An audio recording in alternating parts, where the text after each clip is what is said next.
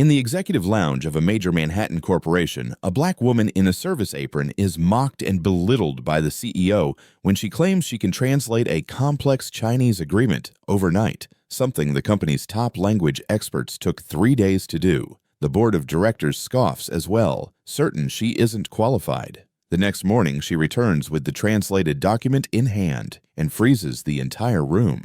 What no one in that lounge knew was that they had just challenged a former international law scholar. Before we go back, let us know where you're watching from and subscribe, because tomorrow I've got something extra special for you.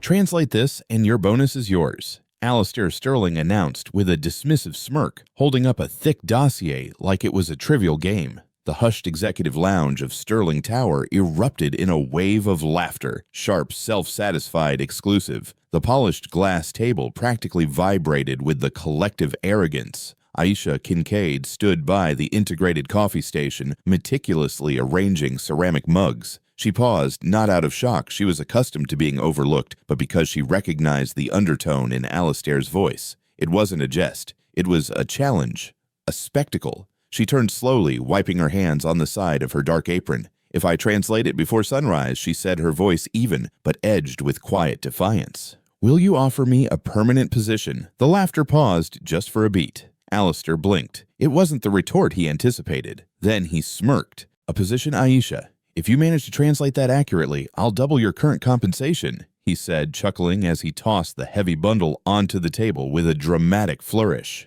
It's a critical merger agreement from Beijing in Mandarin Chinese, full of complex corporate finance and regulatory terms. Trust me, digital tools won't unravel this for you.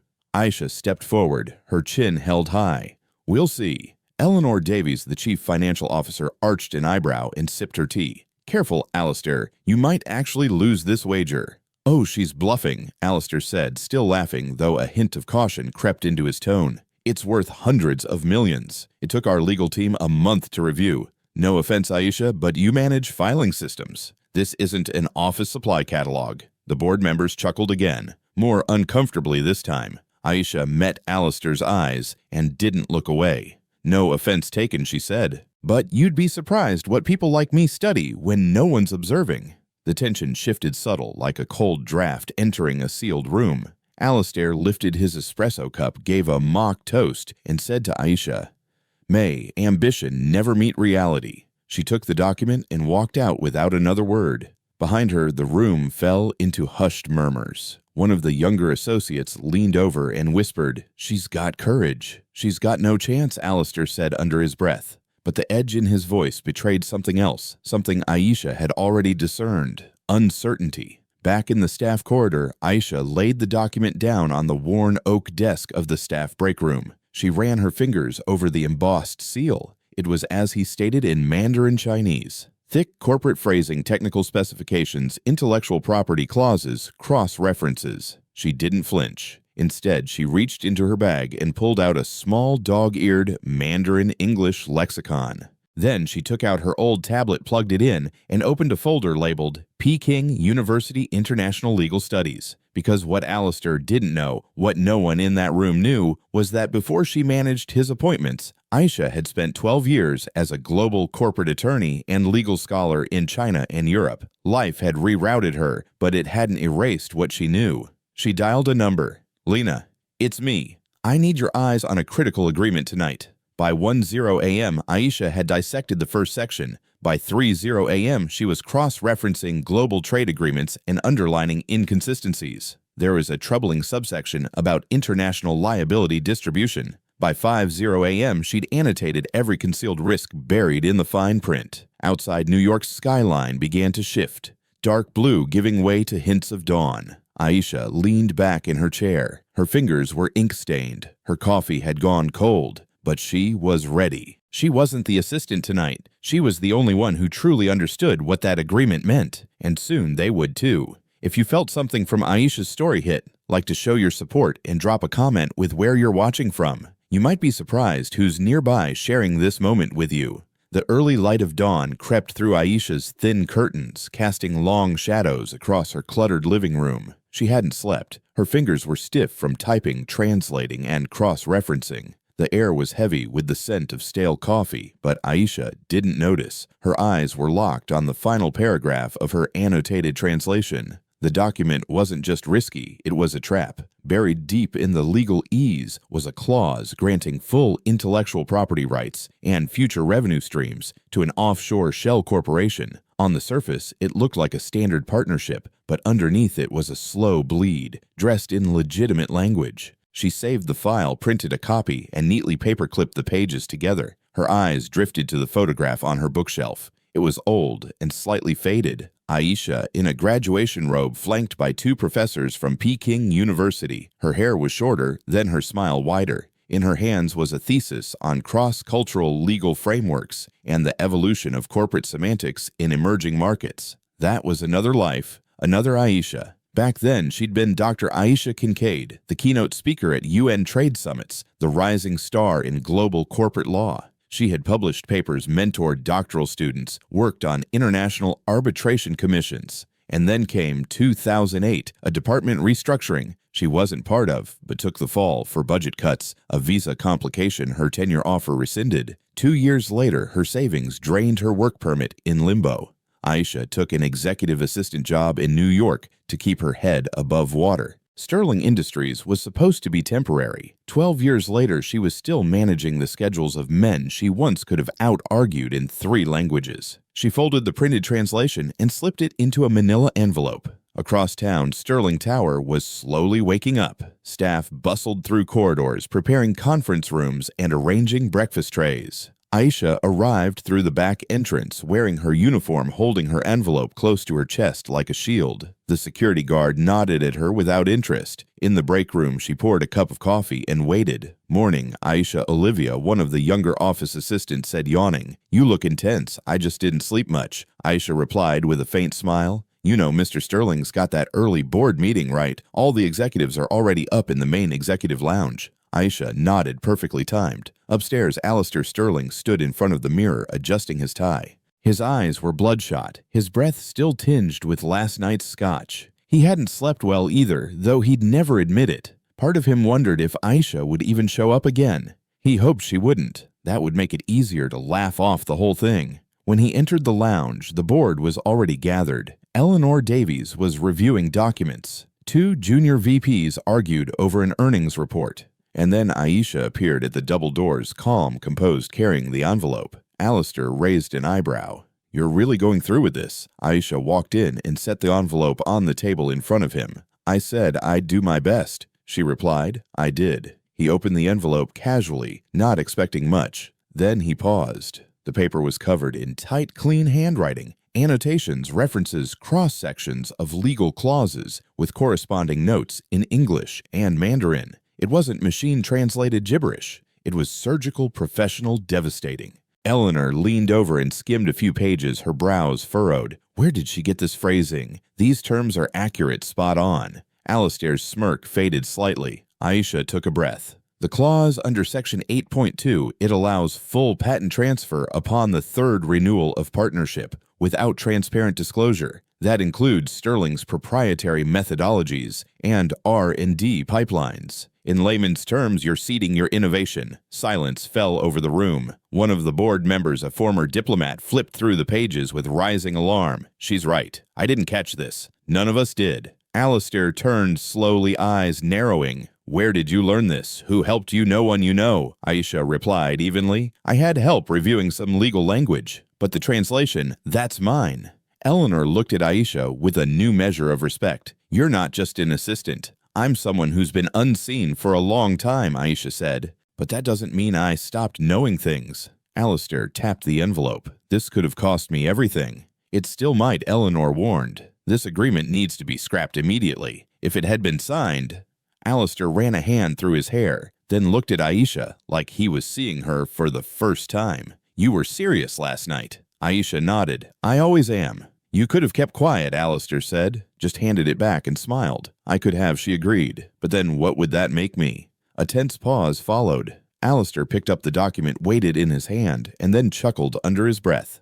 "Fine. I owe you a bonus." Aisha didn't smile. "No, you owe me recognition." She turned and walked away, leaving the room silent behind her. As she exited the executive lounge, Olivia met her in the hallway. "What just happened in there? I reminded them I exist," Aisha replied. In her locker, tucked behind a spare cardigan, she hid the original printout of the agreement with her notes, every line she'd translated, every clause she'd flagged. It wasn't about proof. It was about keeping a record. People like her had their knowledge dismissed too often. By the time Alistair finished his meeting, the board was in disarray. Lawyers were summoned. The deal was postponed. Press releases were quietly drafted in case of leaks. And Alistair, for the first time in his career, felt something new toward one of his employees' unease. Later that afternoon, he summoned Eleanor. "Find out everything you can about her," he said discreetly. Eleanor nodded, already on it. In her apartment that night, her legs ached, her back was tight. Her eyes stung from exhaustion, but sleep refused her. She stared at the ceiling fan as it spun slowly, listening to the hum of a distant subway train rolling through Queens. Memories long locked away began to rise slow and sharp, like splinters from old wood. She was 32 the first time someone told her she was too educated to be helpful. It was at a conference in Geneva after she presented a paper on multinational dispute resolution in emerging markets. A white American professor had laughed and said, "That's a cute theory, but don't expect it to translate into policy." Everyone else had chuckled politely. Aisha didn't laugh. She just remembered. She had learned early brilliance was only acceptable when it was convenient for others, when it stayed quiet, manageable, compliant. And then came the unraveling, her university in China caught in a geopolitical event. The immigration issues that followed. Her name dragged into it by association lost credibility. Colleagues distanced themselves. The grants dried up. No one fought for her. By the time she stood before a judge in New York in 2012, appealing her work permit with a file of publications and letters of recommendation, she already knew how it would end. Overqualified, underutilized, the clerk had muttered, so she became unseen. She managed offices. She filed organized, transcribed. She wore a different uniform, but her mind stayed sharp. Every Sunday night, she studied in secret international arbitration, tech law, financial regulations. She read medical glossaries and security manuals in French and Russian. She watched online lectures from MIT, bookmarked articles in 3 languages. She told no one because she knew one day they'd need her. Now she was no longer just the help, and that unsettled them. Her phone buzzed on the coffee table. "Lena, they're going to scrutinize your background." Aisha didn't reply immediately. She expected as much. People like Alistair didn't like to be surprised. She typed, "Let them. I didn't conceal. I just didn't perform." Lena sent a thumbs-up emoji, followed by, "Proud of you, Professor." Aisha smiled for the first time that day. The next morning at Sterling Industries, the mood had shifted, not one of apology or shame, but of surveillance. The staff whispered more quietly. Olivia warned her as she handed Aisha a folded document. "You're trending in the internal memos." Aisha raised an eyebrow. "I didn't know we had internal memos." "Oh, we don't. They just made one after last night." Eleanor's assistant posted a message about corporate integrity and strategic oversight. Aisha folded the document slowly. Strategic oversight, of course. Later, while delivering a tray of espresso to Alistair's private office, she found him staring out the window. He didn't turn around as she entered. "Leave it on the side table," he said. She did. Then, after a breath, "I hear I've become a risk." He glanced at her. "You've become complicated." "No more complicated than your agreements," she replied. A pause. Then he spoke more softly. "How did I not know who you are because you never asked?" she said, folding her hands calmly in front of her. "You never looked." Alistair sighed and turned to face her. For the first time, there was no condescension in his gaze, just calculation. The look of a man who had misjudged the chessboard. "I underestimated you," he admitted. "That's not a mistake I often make. It's one people like you make more than you realize," she answered, "and one that costs more than a consultancy fee." He studied her for a long moment, then nodded slowly. "I want to offer you something." She raised an eyebrow.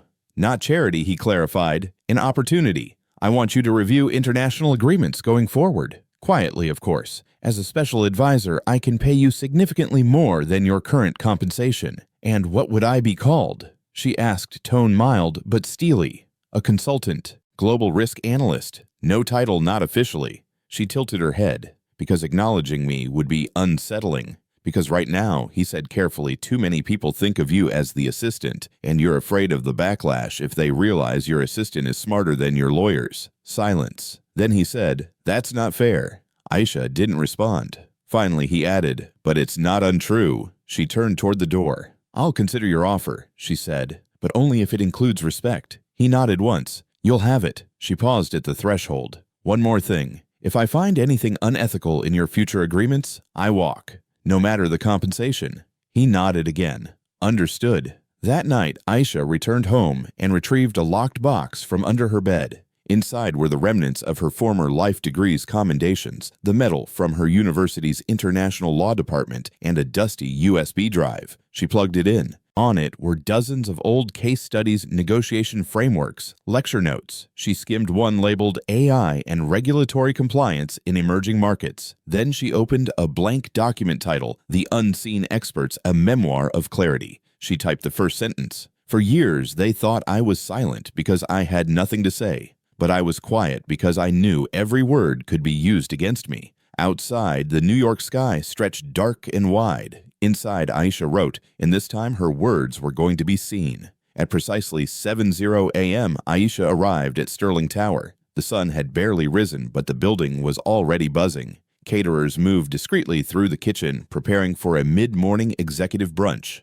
A delivery truck idled at the back gate. Someone had double-parked a black SUV in the drive, likely a member of the board. Aisha slipped in through the rear entrance carrying nothing but her usual tote and a thermos of strong black tea. She was dressed in her standard uniform, a charcoal skirt and white blouse, hair pulled neatly back. From the outside, nothing had changed, but inside, everything had shifted. The building didn't look at her the same way anymore. As she walked past the main hallway, the junior associate to the CEO, a nervous 20-something named Kevin, peeked out from a conference room and immediately stepped aside. His nod was stiff, his eyes uncertain, like a man passing a ghost he wasn't sure he believed in.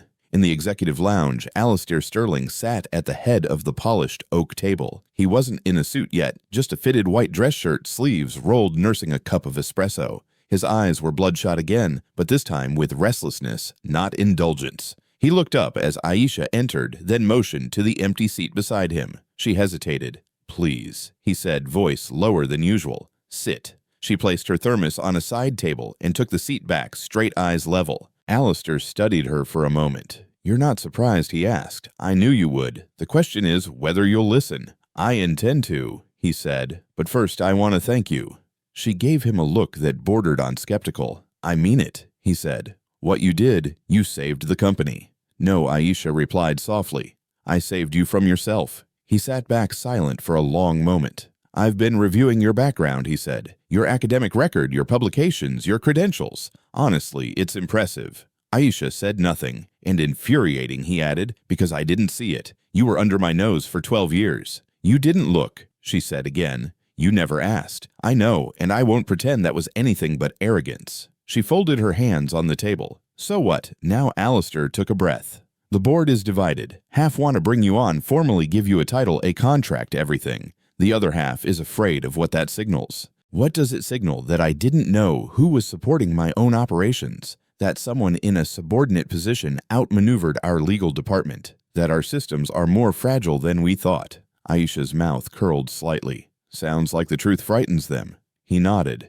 "It does. Then they don't deserve my expertise." "They might not," Alistair said, "but the company does. The staff does. The people whose jobs depend on this company staying afloat. They need someone who actually understands what's at stake." She looked at him long and hard. "And what do you need, Alistair?" He hesitated. "I need you to help us rebuild trust. Quietly at first, then maybe publicly." Aisha leaned forward slightly. "You want me to mend what your ego fractured?" "Yes."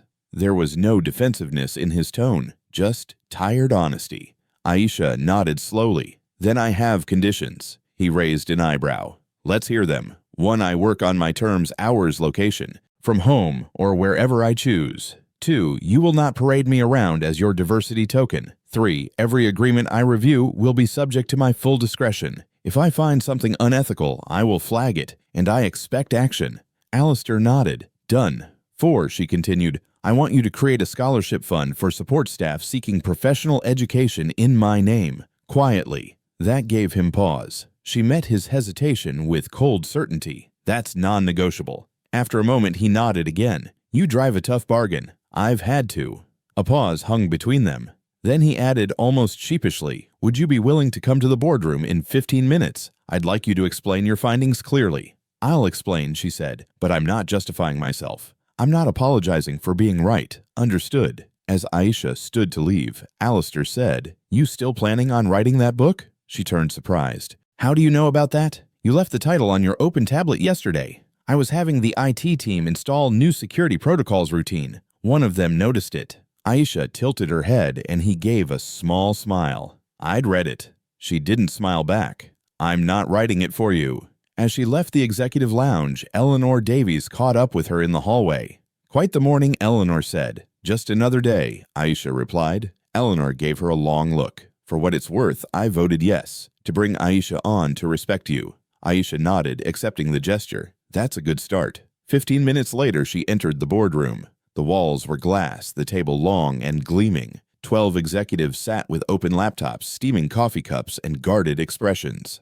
Alistair introduced her not as assistant or consultant, but simply Aisha Kincaid, expert in global regulatory compliance and international law. She laid her annotated version of the Beijing Agreement on the table. Clause 8.2, she began calm and composed. "That's your landmine. That clause would have handed over your proprietary technology to an offshore holding company. That alone would have violated federal trade protocols. But deeper still, look at 19.7. The jurisdiction shift. You'd be stuck litigating future disputes in Beijing under their trade arbitration panel. You'd lose control of every decision." Murmurs moved down the table. One of the men tried to interrupt. "Excuse me, but—" Aisha held up a hand. "If you had caught this, I wouldn't be here. Let me finish." Silence followed. She outlined each danger in the agreement methodically, without ego. Just truth. When she was done, Alistair looked around the table. "Any questions?" No one spoke. Eleanor finally said, "Let's move to cancel the deal immediately and issue an internal memo clarifying our vetting procedures." Aisha stepped back from the table. She wasn't part of the board. Not yet. But they all looked at her with something new in their eyes. Not fear, not pity recognition. She had a voice, and it carried weight. That afternoon, Aisha returned home. She changed out of her uniform for the last time and placed it in a donation bag. She sat at her desk, opened her manuscript, and added a new chapter. Chapter 4. The Morning They Understood. Outside, kids laughed in the park across from her apartment complex. Somewhere in the distance, someone played old blues on a car stereo, and for the first time in years, Aisha allowed herself to feel it. Peace. The boardroom was silent, the kind of silence that hangs in the air like smoke, heavy, charged, uncertain. The Beijing Agreement lay open on the mahogany table, its pages marked with precise red notes in Aisha's handwriting. The board members, seasoned and steely-eyed, sat with arms crossed or pens idle, their expressions betraying confusion, calculation, and a trace of something unexpected, awe.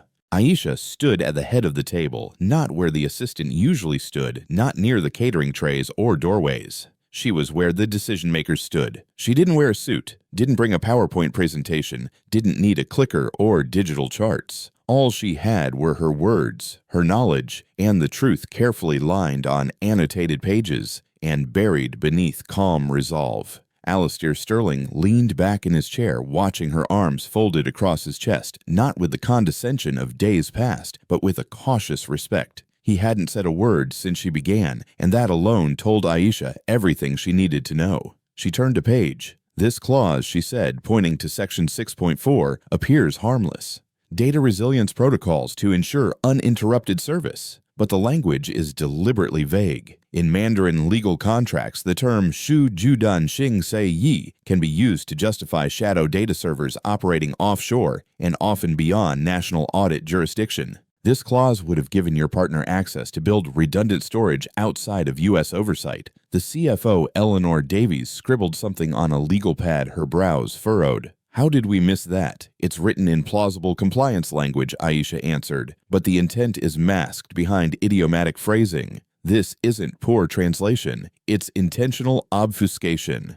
Kevin, the junior legal analyst, shifted uncomfortably. "We had 2 different consultants review it. Both signed off." Aisha looked at him not unkindly. Were either of them fluent in Mandarin legal terminology, not conversational Mandarin legal arbitration dialect, trade-specific context? He opened his mouth, then closed it. "I didn't think so," Aisha said softly. A few of the executives exchanged glances. There it was again, that moment where hierarchy collided with competence, where titles crumbled before truth. Eleanor set her pen down. We need to reassess our entire vetting pipeline. This isn't a translation issue, it's a strategic vulnerability. Aisha nodded, and it won't be the last. She stepped back from the table, giving them space to process what she had just delivered. Alistair spoke, then his voice measured. Aisha, I want to formally request that you take over all international agreement review going forward. There were murmurs of approval around the table, quiet, reluctant, but genuine. Aisha didn't respond right away. She looked around the room at the faces that once barely registered her presence when she served them, or spoke now, hanging on her every word. She thought of the years she spent walking through this building unseen and underestimated, and now they listened.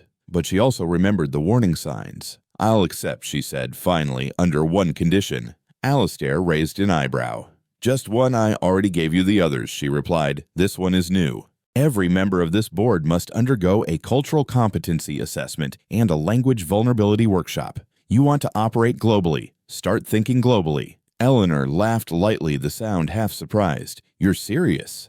Aisha's gaze was always. Trevor raised a hand timidly. Would you teach it? Aisha didn't smile, but something behind her eyes softened. I'd curate the curriculum. Alistair nodded. Done. As the board meeting concluded, not with a bang, but with a quiet respect. The kind earned, not granted. The kind people like Aisha fought lifetimes to receive. As they exited, several executives paused to thank her. Others walked out quickly, too proud or stunned to speak, but none ignored her. That evening, Aisha found herself alone in the study room she had organized 1,000 times now, offered to her for private use. It was quiet, lined with first edition books, leather-bound volumes, and artifacts from Alistair's travels. But on the center table sat a single object that didn't belong there before a brass nameplate. Dr. Aisha Kincaid, Global Compliance Director. She stared at it for a long moment, then picked it up and ran her fingers along the engraving. There was a knock at the door. Alistair entered holding 2 cups of tea.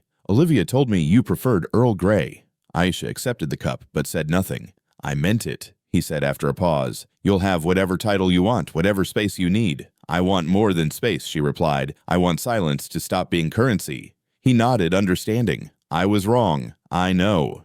They drank in silence for a moment. You could be anywhere, he said. Working for the UN, teaching at Columbia. Why stay here? Aisha looked around the room. Because here is where it started, and if you want to change the system, you don't run from it. You stand in its center and make it see you. He didn't argue. As he left, Aisha sat at the desk, opened her laptop, and resumed writing. Chapter 5. The Power of Precision. She described the room, the faces, the hesitant respect. She wrote, not with vengeance, but with clarity. Her story was no longer a whisper. It was a blueprint for others who had been overlooked, unheard, underestimated. Later that night, she received a message from Lena. Lena, I saw the news. You're being talked about in the industry circles. Aisha, good or bad Lena, the best kind, quiet and powerful. She smiled and typed. Quiet isn't weak. Sometimes it's the sharpest edge in the room. And for the first time in years, she closed her laptop not out of exhaustion, but satisfaction. She had stepped into the storm, and the storm had listened. It was nearly 2 weeks after the Beijing Agreement incident, and the buzz had barely settled. While the boardroom at Sterling Technologies resumed its outwardly professional rhythm, weekly reports, financial forecasts, procurement reviews, something deeper had shifted, like the tectonic plates of an old house finally cracking under years of unseen pressure. Aisha Kincaid moved through this new space not as a ghost, not as an afterthought, but as an undeniable force. She no longer entered through the staff entrance. She had a badge now, an email address ending in sterlingtech.com, and a private office carved out of what used to be the executive conference room. Her name was on the staff roster. She was listed in meetings. People nodded when she passed, not out of obligation, but awareness. Still, not all nods were equal. She felt the cold glances, the stiff smiles, especially from middle management, those whose own expertise had been quietly overshadowed. A few executives had begun whispering token consultant in break rooms when they thought no one was listening. Some called her the analyst like it was a slight, but Aisha didn't react. She never had. She let the work speak louder. She was reviewing a contract proposal from a logistics firm in Seoul when Eleanor Davies knocked and entered without waiting. We have a situation, she said. Her tone was brisk, but there was tension behind it. Aisha looked up. "What kind of situation?" Eleanor handed over a thick folder. "It's an old partnership renewal with a Chinese manufacturing firm. It came in 5 days ago. Our international team fast-tracked it. It's already been signed without my review." They claimed it didn't need translation. It was presented in English. Aisha frowned. "Let me guess. Machine translated." Eleanor nodded grimly. Aisha flipped through the contract, scanning key clauses. Halfway through, she paused, her eyes narrowed. This clause, she muttered, tapping a paragraph under intellectual property protection. "It contradicts our entire patent framework. It assigns shared patent ownership for newly co-developed material if they're developed in-house." Eleanor blanched. That could expose everything. Aisha didn't look up. Not could.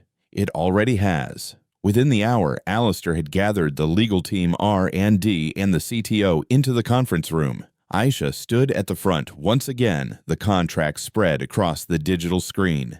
"This isn't a translation issue," she said firmly. "It's a comprehension issue. Whoever approved this didn't understand the nuance behind legal phrasing translated from Mandarin into direct English. The original Chinese phrase, he zuo chuang xin, suggests cooperative innovation, but in their legal lexicon, it's tied to property rights. We signed away the exclusive rights to our own formula." One of the lawyers, Richard Thorne, with 25 years under his belt, shifted uncomfortably. "In fairness, it was expedited. We thought it was standard." Aisha turned toward him, calm but piercing. "You thought wrong." Alistair didn't interrupt. He let her lead, and everyone noticed. Luckily, she continued, "There's a loophole. The contract references a procedural clause in a secondary annex document which was ironically still in Chinese. And that clause includes a 72-hour withdrawal option for any party who identifies material misinterpretation." Eleanor perked up. "Do we still have time?" Aisha nodded. "Barely. We need to send the withdrawal notice tonight." Alistair looked at her, a subtle disbelief in his eyes, not because she had caught it, but because she had once again pulled them from the brink. "Do it," he said. "Draft it yourself and CC every single department head." She nodded and exited the room. That evening, Aisha returned to her apartment, feeling the familiar weight of exhaustion. But this time it came with purpose. She shed her coat, heated up leftover stew, and opened her laptop. The draft was already forming in her head. But before she could write, her phone buzzed. "Lena, you're on fire," she replied, barely keeping up. "Lena, I saw the internal notice. You just saved them again. You ever think about starting your own firm?" Aisha paused. Her fingers hovered over the keyboard. Starting her own firm. She had never let the thought land before, not seriously. For years, survival was the priority. Stability. Quiet.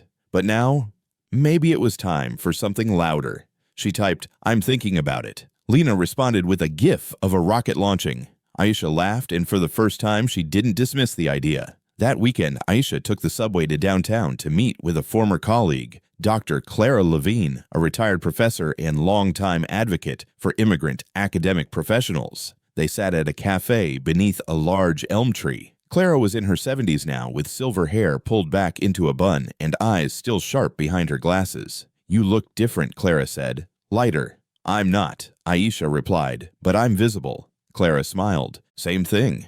Aisha sipped her tea. "I need advice, starting something. Maybe a consultancy, a place for people like us, people with credentials, knowledge, but no access." Clara leaned forward. "Then start. And don't wait for permission." Aisha nodded. She left the cafe with a mind swirling with ideas. That night, she opened a new folder on her laptop, Clarity Language and Risk Advisory.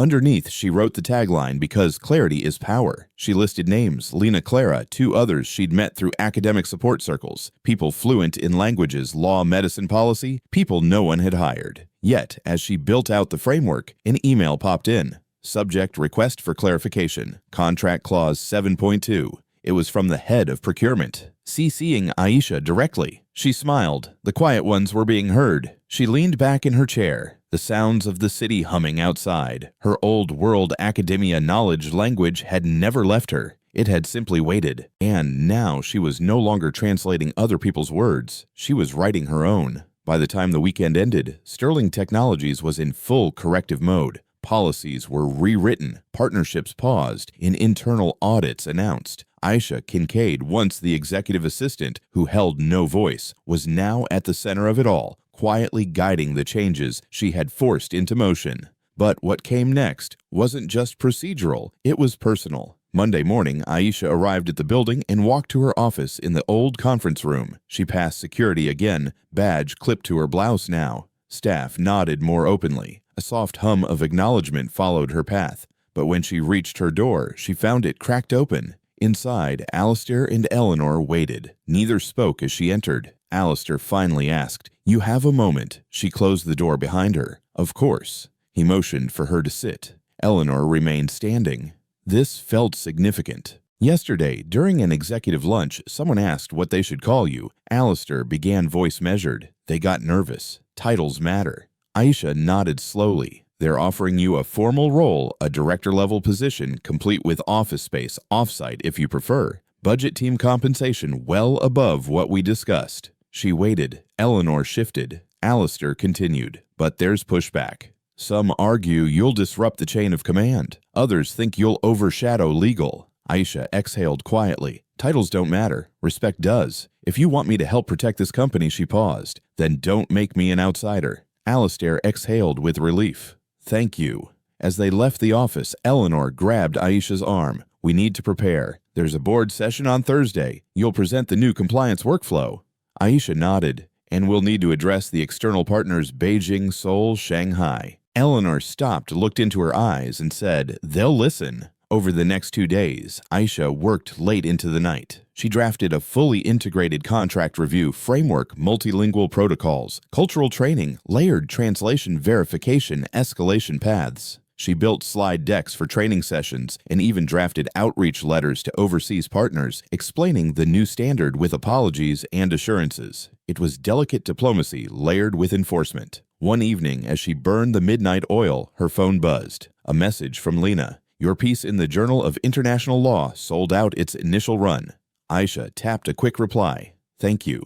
Then she pulled up the draft of her chapter on language as invisible power, the one she'd written in the cafe sunlight. She reread the final paragraph. "Our silence is not lack of voice, it is withheld potential. And when we speak, history listens." She smiled. She was speaking now. Thursday morning arrived crisp and clear. The boardroom was tense with anticipation. Executives murmured, mugs steamed, tablets glowed. But at 9:01 a.m., Aisha entered poised and confident. She carried a laptop and a stack of printed frameworks. At Alistair's nod, she stepped forward. "Thank you for having me," she began. "Today I'm presenting a comprehensive framework for global agreement integrity, addressing translation risks and cultural oversight. No clicker, no bravado, just words that carried authority." She walked through the 7-tier process: initial multilingual screening, cultural context review, legal alignment stakeholder briefing, risk escalation partner, education, and quarterly audits. She explained how a misinterpreted idiom nearly cost billions and how layered human expertise catches what machines miss.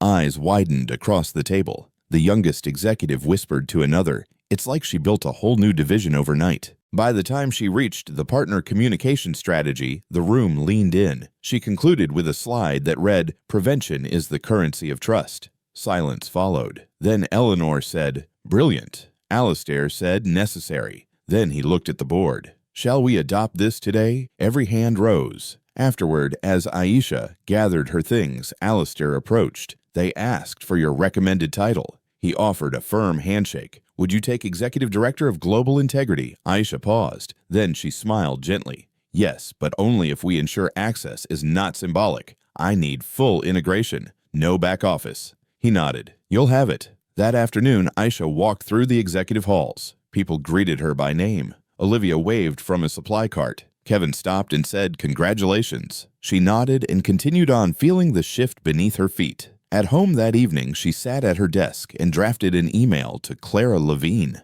"First meeting next week. Let's build clarity." She printed a fresh copy of the board-approved framework and placed it gently atop her manuscript. Chapter 8, From Silence to Structure. Her phone buzzed again. Another message from Lena. "Want to co-author a workshop?" Aisha paused, then typed, "Let's do it." She pushed back her chair, switched off the desk lamp, and gazed out her window at the city lights. The storm had come.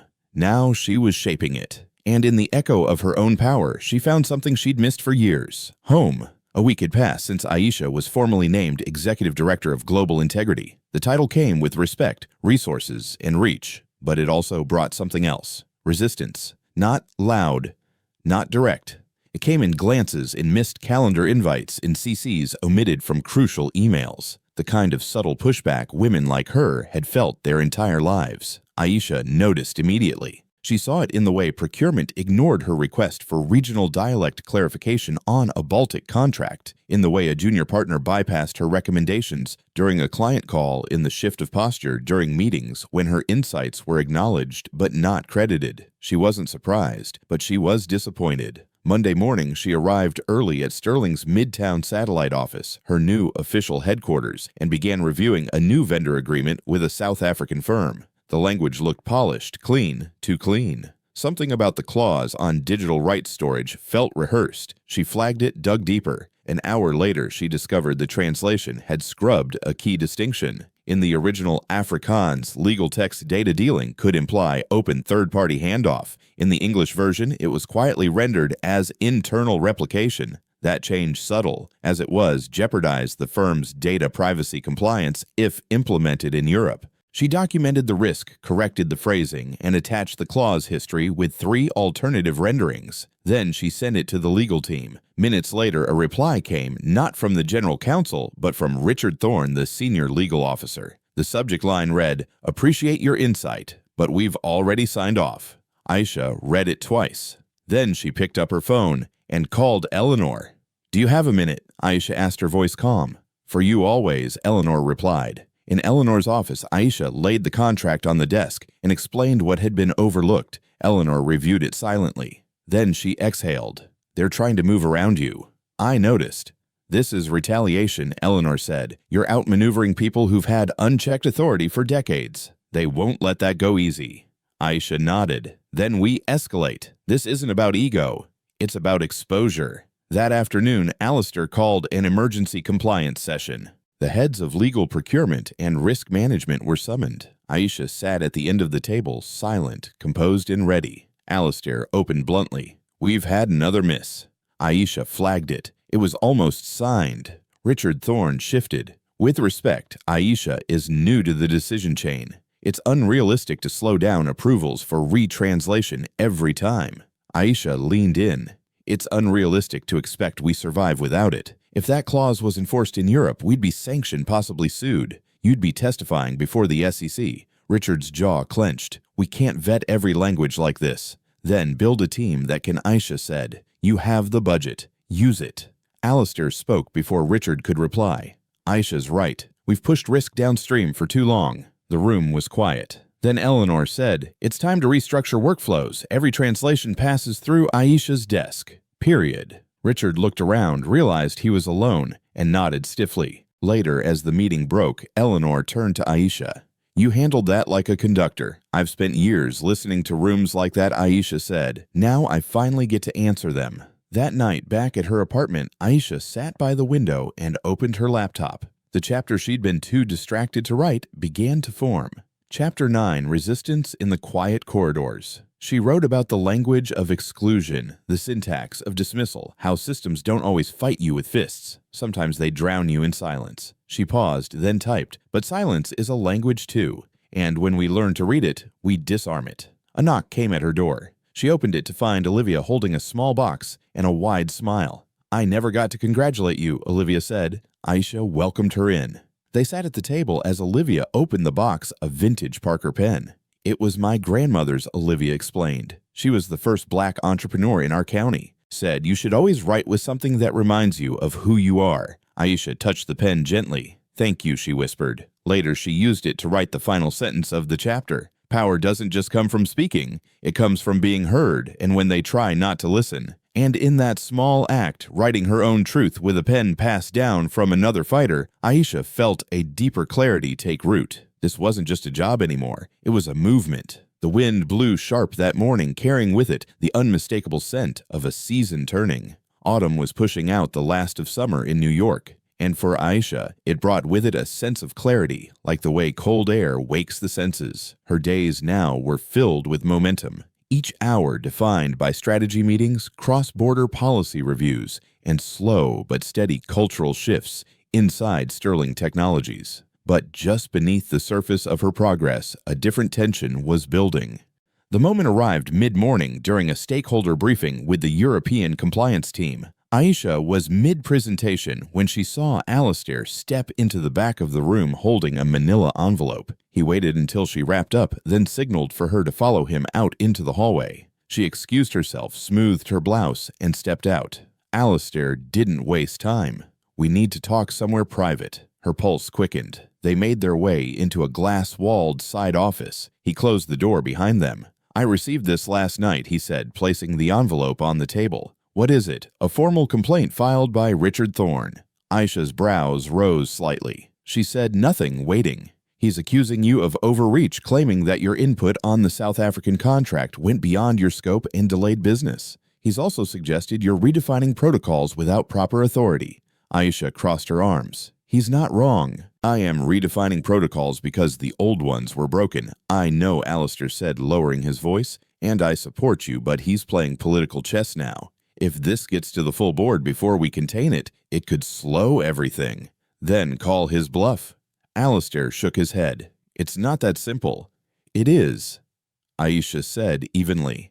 "He's testing how far I can be pushed. If we bend now, every change we've made gets second-guessed." He studied her face. "You want to go public? I want transparency. Bring the conversation into the open. Let them see what we're fixing." "You're sure?" "Yes," she said. "Let the truth stand where it needs to, and if they side with him, then at least I'll know what I'm up against." Alistair nodded slowly. "Then prepare your case." That afternoon, Eleanor joined her. "I've seen the complaint. It's thin, but enough to stir trouble if it lands in the wrong hands. Then let's make sure it lands in the right ones." They worked late into the night, gathering documentation, outlining timelines, listing every misstep avoided thanks to Aisha's framework. They included internal emails, project reviews, and commendations from global partners who had praised the clarity of Sterling's new compliance system. Before leaving, Eleanor said, "Whatever happens next, I'm standing with you." The next morning, Aisha requested a special session with the board. Alistair approved it immediately. By 3:00 p.m., she stood once again before the long table in the boardroom. This time, there were no introductory pleasantries, just silence. She placed a stack of documents in front of each board member. "This is my response to Mr. Thorne's complaint," she began. "You'll find a timeline of decisions made, results achieved, and risks mitigated." Richard sat to her left arms folded. He didn't interrupt. "I was brought in to address blind spots," Aisha continued. "To safeguard this company from threats it didn't even recognize. I've done that. Every time I raised a red flag, it wasn't to delay. It was to protect. I'm not here to play power games. I'm here to build a structure that will last." She paused, scanning the room. "This is about more than one contract. It's about culture. It's about whether this company truly wants integrity or only the pretense of it."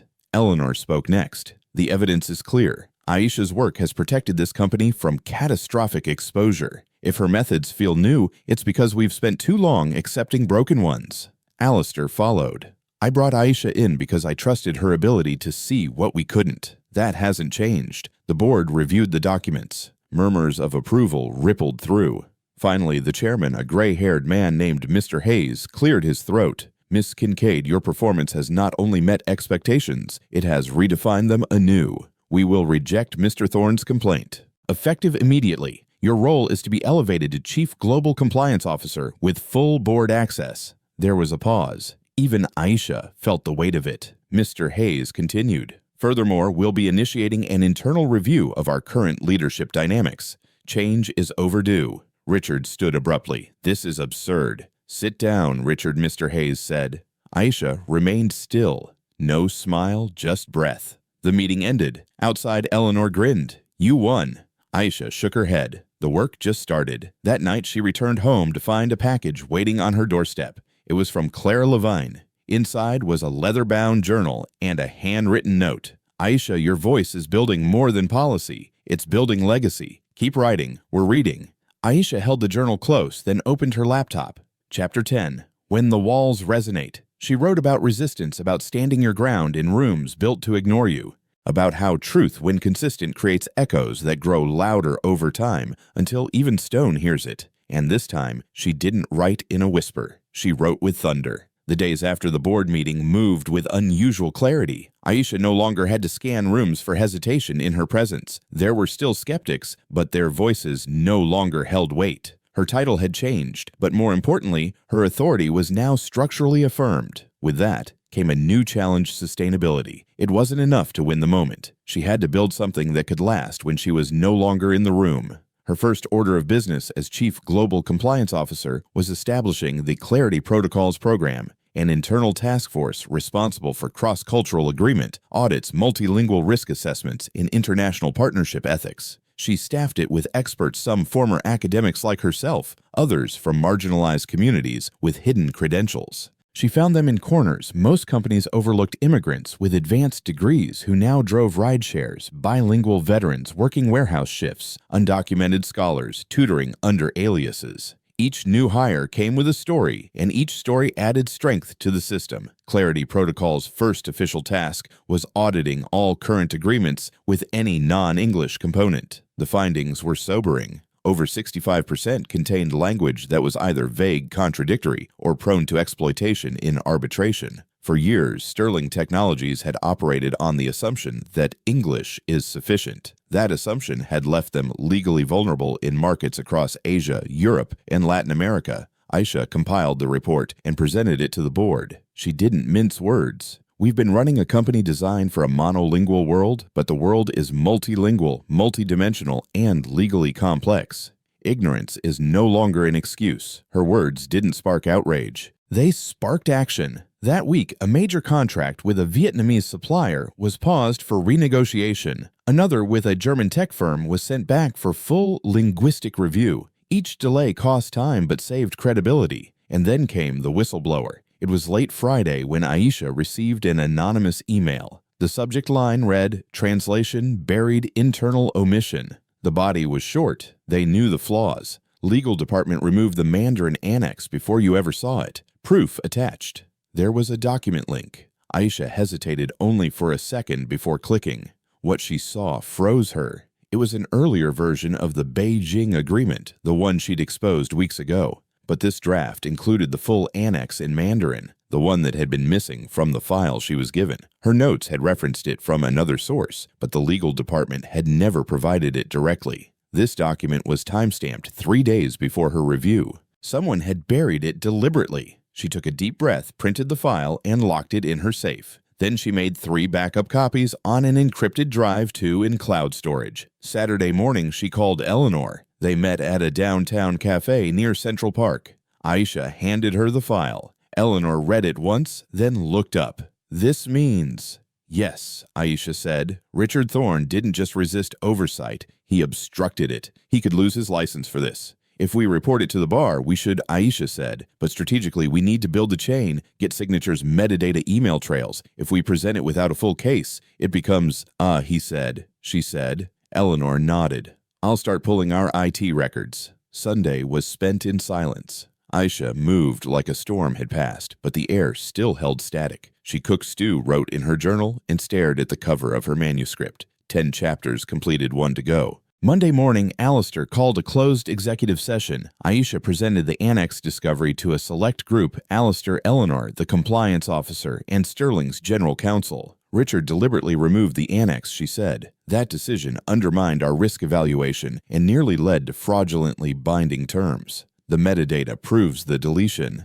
Alistair rubbed his temple. "What's your recommendation?" "Terminate his contract, file a report with the state bar, and issue a public internal statement. Sterling Technologies will not tolerate internal suppression of risk intelligence." It was a bold move, but necessary. By the end of the meeting, Alistair agreed. Richard Thorne was gone by Wednesday. His exit triggered ripples across the firm, some of fear, others of admiration. The old guard knew now Aisha Kincaid wasn't a moment. She was a movement. That evening, she returned to her apartment and sat at her desk. She opened her manuscript file. Chapter 11. When Shadows Reveal. She wrote, "The most dangerous threat to truth is not ignorance. It is fear. Fear of what truth will cost. Fear of who truth will expose. But truth doesn't disappear when buried. It waits quietly until someone dares to unearth it." She paused, then continued. "I was never meant to see that agreement, but I did because I prepared myself for the moment they hoped would pass unnoticed. And now I am not just observing history, I am writing it. Her fingers trembled slightly, not from fear, but from the energy of clarity.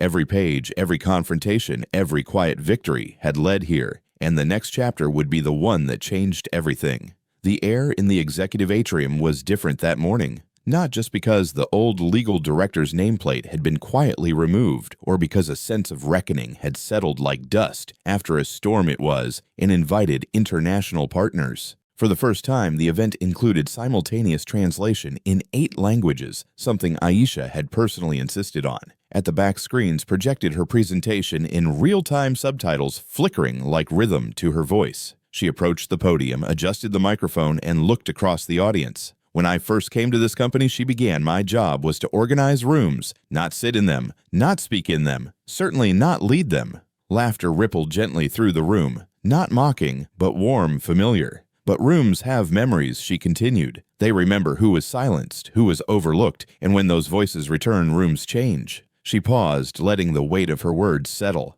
I'm not here today as a mere symbol. I'm here as a blueprint. What we've built together through the Clarity Protocols program is not just a compliance tool. It's a foundational principle. It's a declaration that clarity, integrity, and respect aren't optional. They're non-negotiable. Behind her, a slide appeared showing the new organizational chart. At the top, next to Alistair and Eleanor, was Aisha's title, bold and unmissable Chief Global Compliance and Equity Officer. She went on to share milestones: 88 contracts refined, 15 new cultural auditors hired, 4 internal legal reviews pending amendment. She introduced new initiatives, language mentorships, ethical leadership workshops, international scholar internships. We are no longer just translating words, she said. We are translating power from the few to the many. When the applause came, it wasn't just polite. It was affirming, sustained. Aisha nodded in gratitude and left the stage, heart steady, eyes clear. Later in the green room, Lena met her with a wide grin. You didn't just change the company, she said. You changed the narrative. Aisha smiled. Took long enough. Lena handed her a small envelope. Thought you'd want to see this. Inside was a letter, official stationery, Department of Commerce. It read, "We are pleased to inform you that Clarity Language and Risk Advisory has been selected as a model program for national implementation in federal business partnerships. We'd like to invite you to serve on the founding board." She blinked. For a moment, the weight of it landed full. Years of invisibility, of dedication, of challenge, now converted word by word into influence. Later that evening, she returned to her apartment and sat once more at her desk. She opened her manuscript for the final time. Chapter 12, The New Space. She wrote, "The most powerful rooms are not those filled with inherited titles. They're the ones that remember who was once left outside and invite them in, not as guests, but as architects." Aisha leaned back, breathing in the silence. It was the good kind of silence, now the kind earned. Then she reached for the journal Clara gave her, turned to the final page, and wrote 5 words. Let the next one speak. And she knew they would, because now the door was open. The story of Aisha Kincaid teaches us that true power lies not in titles or status, but in the courage to voice truth in spaces built to silence you. It reminds us that justice often begins quietly with someone daring to challenge what's been accepted for too long. Aisha's journey from overlooked assistant to a voice of global integrity proves that resilience, knowledge, and integrity can reshape systems. Most importantly, it shows that when the door finally opens, the greatest legacy is making sure it stays open for others. Join us to share meaningful stories by hitting the like and subscribe buttons. Don't forget to turn on the notification bell to start your day with profound lessons and heartfelt empathy.